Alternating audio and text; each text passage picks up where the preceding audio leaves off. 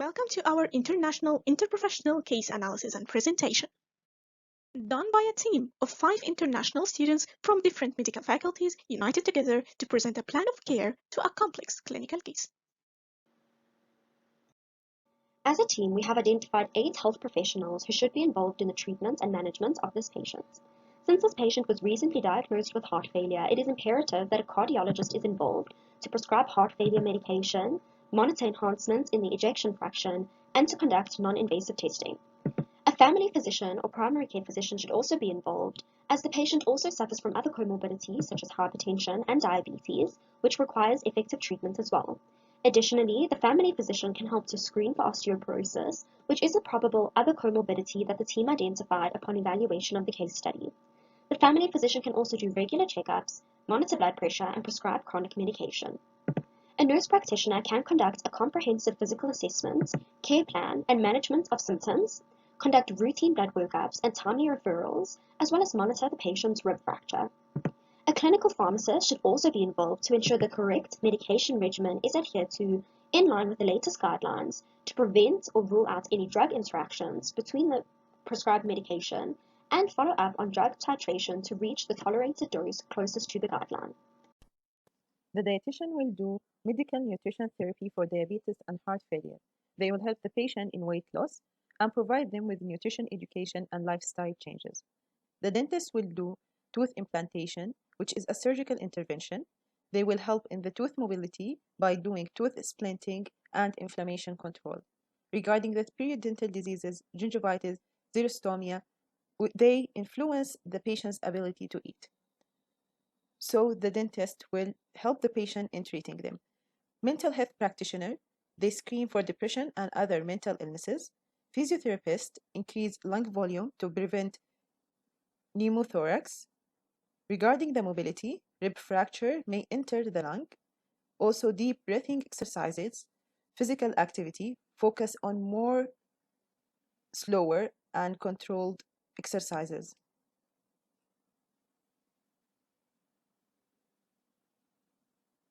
As a team, we tried to redefine the acute issues, chronic, long, and short-term, to guide us in accurately providing a plan of care, where covering all the short and acute issues will be our plan to relieve the patient today, while covering the long-term and chronic issues will be our plan for the next few weeks.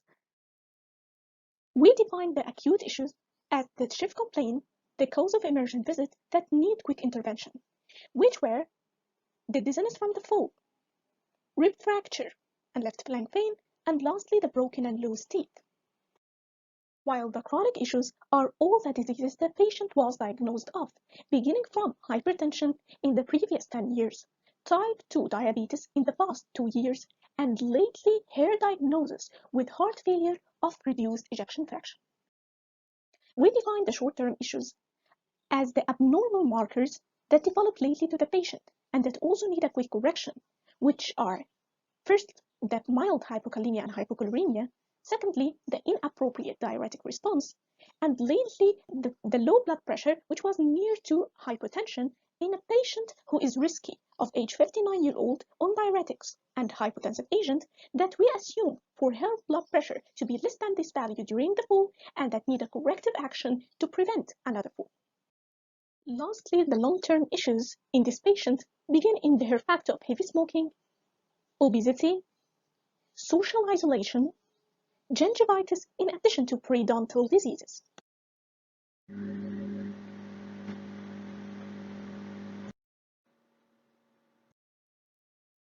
Nurse practitioner, my first step and priority are to observe the patient for 24-hour outpatient for risk of intracranial hemorrhage and complication due to the unwitnessed fall in the bathroom. I will teach patient and daughter accompanying patient the signs of intracranial hemorrhage and instruction to return to ER in case of severe headache, diplopia, blurry vision, loss of consciousness, confusion, nausea, and vomiting. According to the recent guidelines, on up-to-date that is shown on the right side of my screen, I will monitor the patient in outpatient setting as patient is alert, oriented, maintaining the GCS, and does not have any bleeding or seizures. My second step towards the patient would be assessing and managing the patients for rib fracture. The core management of rib fracture can be described in 4 areas: damage control, pain management, fixation selection, and quality of life. The clinical indication, according to the guidelines of rib fixation that is shown on the right side of my screen, is 3 or more rib fracture with displacement, filial chest, pulmonary worsening, and open chest defects, etc. In our case, patient has 10th rib fracture laterally, which does not require any rib fixation. However, still, I'll monitor and assess the patient's rib fracture and will manage the complications of filial chest if any. I'll be prescribing analgesics to control the pain and manage it for time being if patient is vitally stable, maintaining saturations, and not having any breathing issues. Lastly, I will refer the patient to pulmonologist for detailed assessment and management of rib fracture in terms of any surgical interventions or timely follow-up or monitoring by pulmonologist. I will teach the patient and her daughter to report to ER in case of any symptoms such as worsening fever, shortness of breath, and suffocation. My third step or priority is to make sure patient is vitally stable. If not, I'll immediately refer the patient to ER for emergency medical treatment for inpatient hospitalization. Evolves tooth 8 requires tooth implantation. For best chance of successful tooth implantation, the procedure should be done within 30 to 60 minutes after the tooth is evolved. In this case, we need to consult a cardiologist to determine whether a patient can go a surgery or not. Mobile tooth 9, inflammatory control, for example, Meloxicam, we need to consult with clinical pharmacist, and for the surgical intervention, we need to consult the cardiologist. The patient will not be able to consume solid food, so need to consult a dietitian.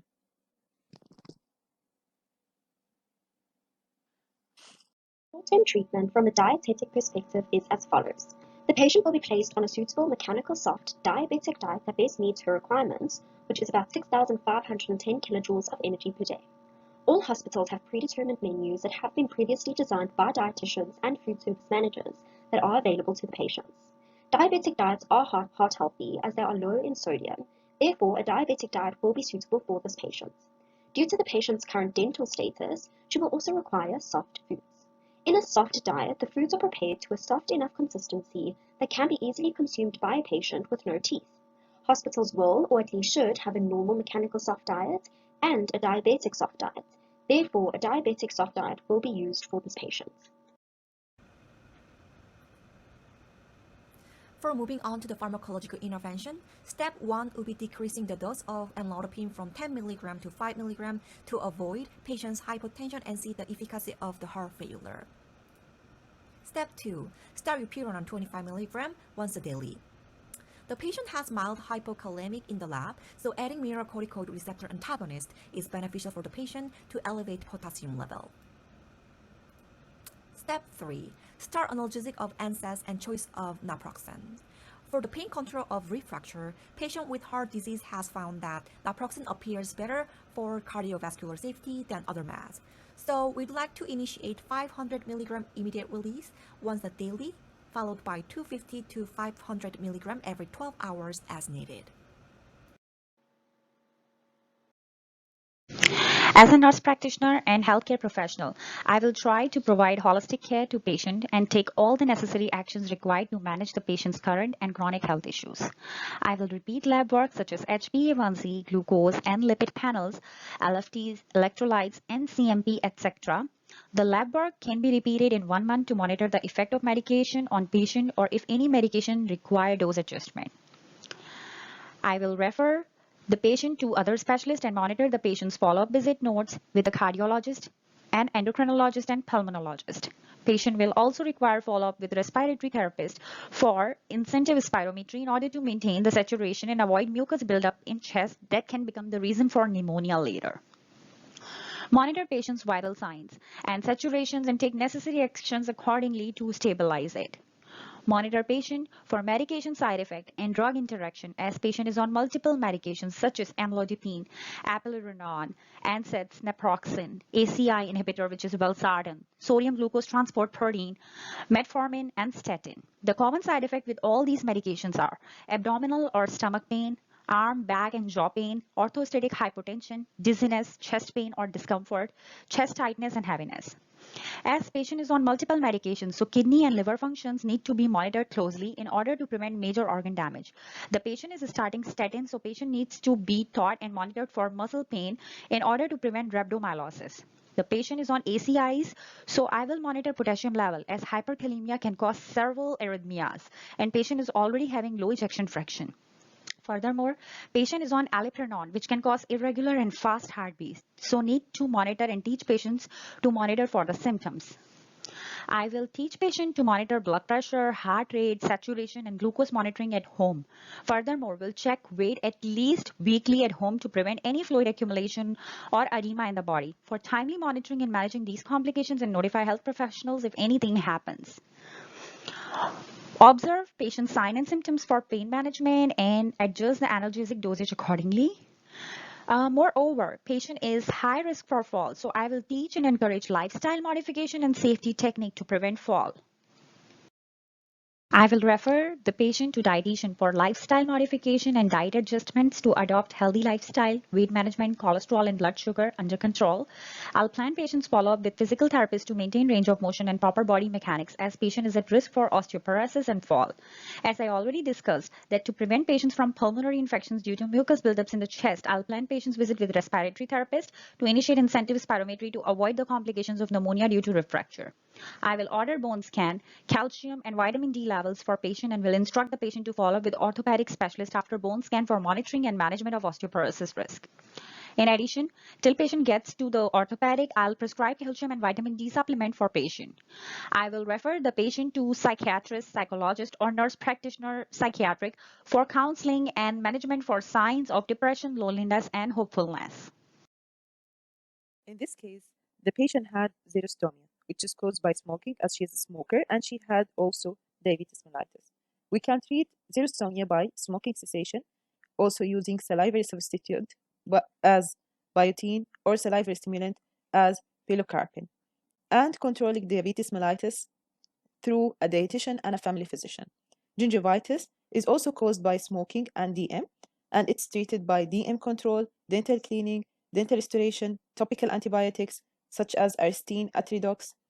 For the severe periodontal diseases, which are very linked to the diabetes mellitus and also caused by smoking, the treatment will be controlling DM, scaling and cleaning, using Renesis, gels, and other antimicrobial products, and antibiotic pills. For the plaque, the dentist will remove the plaque. For the calculus, also the dentist will remove it.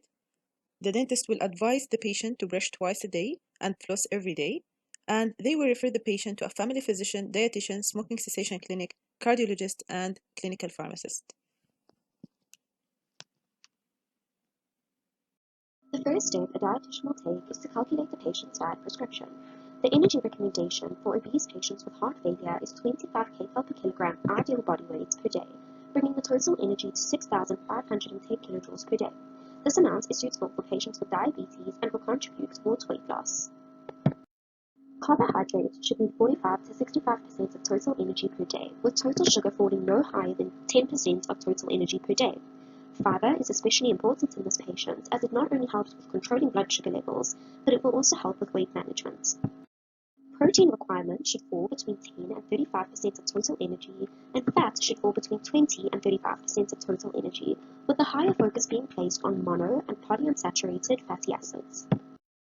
Micronutrients such as vitamins and minerals are vital for health. However, due to the patient having heart failure and hypertension, sodium should be limited to less than 1,500 milligrams per day. Lastly, fluid should be restricted to about 2,000 moles per day. From this, a suitable diet plan and meal plan will be calculated to determine a suitable take-home sample menu to encourage dietary and lifestyle changes, along with an effective nutrition education counseling session. Nutrition education with regards to dietary and lifestyle changes are endless. Some points that will be included in the education session are that this patient should consume 5 to 6 small frequent meals per day, consume complex carbohydrates from whole wheat food sources, fruits and vegetables, limit the consumption of added sugars, avoid foods high in sodium, and to stop smoking. The DASH diet is a suitable diet for this patient to follow. Due to the complexity of this patient's diagnosis, this patient will have to follow up with a dietitian over a period of time to ensure the best possible management of her diagnoses. Lastly, physical activity is very important for this patient as she is obese with diabetes, hypertension, and heart failure. The guideline for physical activity can be seen on the screen. However, after consulting with a physiotherapist, it is important that the patient focus on slower, more controlled exercises like yoga, walking, and so on, so as to not put too much strain on her heart. For the long-term pharmacological intervention, the first step is to monitor the elevation in blood pressure and serum potassium and chloride level after the modification we did in the treatment plan, answering the question number 3. Second step is to evaluate the diuretic response. Especially after the addition of MRAs in chronic heart failure, we evaluate the diuretic effectiveness by losing 0.5 to 1 kilogram per day on diuretics to reach the euvolemic state.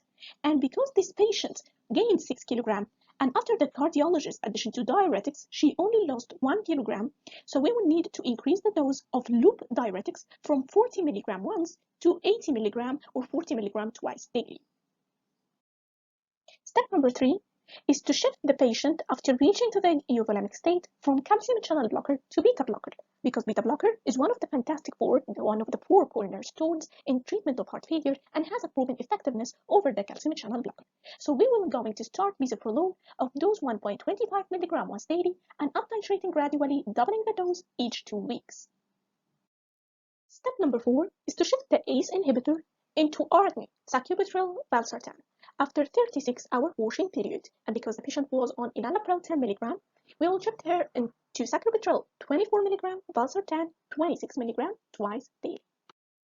Step number 5 is to titrate the 4 cornerstone medication in treatment of heart failure, what we call them the Fantastic Four, the ARNI, beta blockers, MRAs, and sodium glucose cotransporter 2 inhibitor.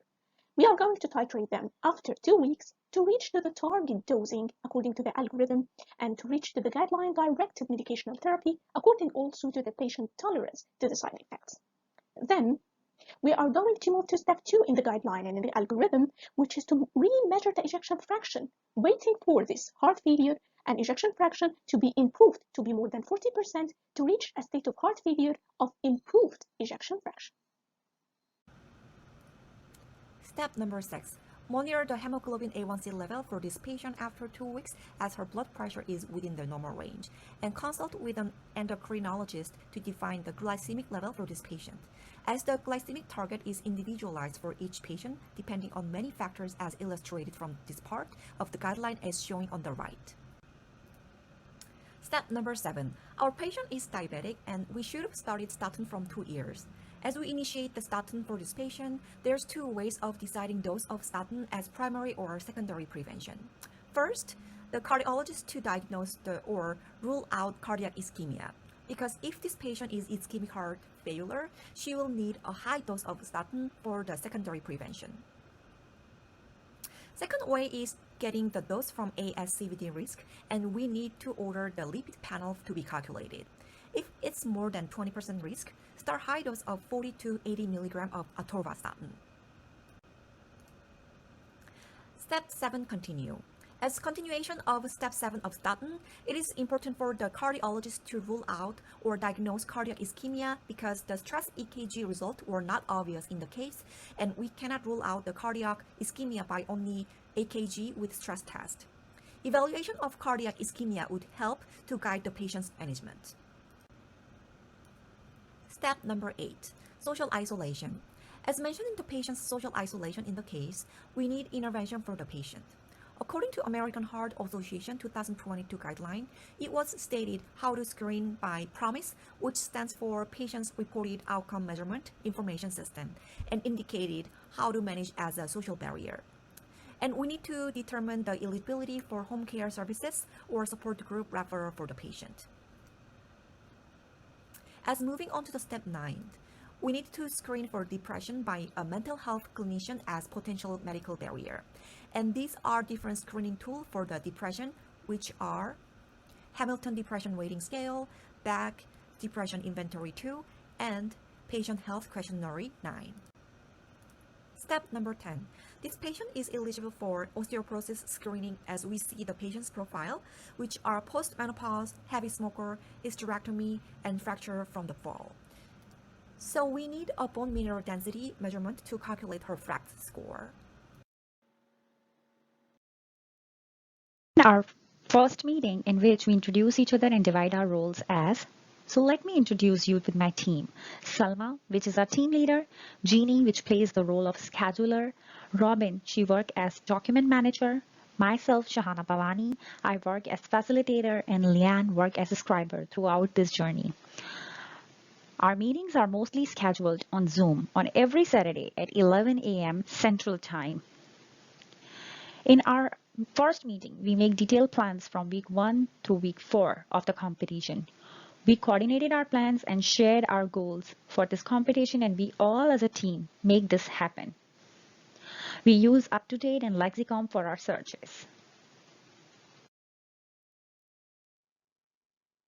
Through this international interprofessional competition, we were able to understand diverse cultural differences and background, and were able to facilitate team members with each other by understanding strength and weakness. Also, we learned how to understand our main goal of patient care by sharing the problem list and interventions with our group member to have best clinical outcome from different perspectives. The most important thing to learn from our team is how to create the best teamwork to present our work by the participation and stepwise management plan by incorporating all profession needed. Lastly, by collaborating professionally, applying work ethic, and developing effective communication skills to overcome challenges, this international interprofessional competition were valuable experience for all of us to develop and design our own strength, preparing a healthcare provider who's ready to communicate with a full healthcare team in any place in the world.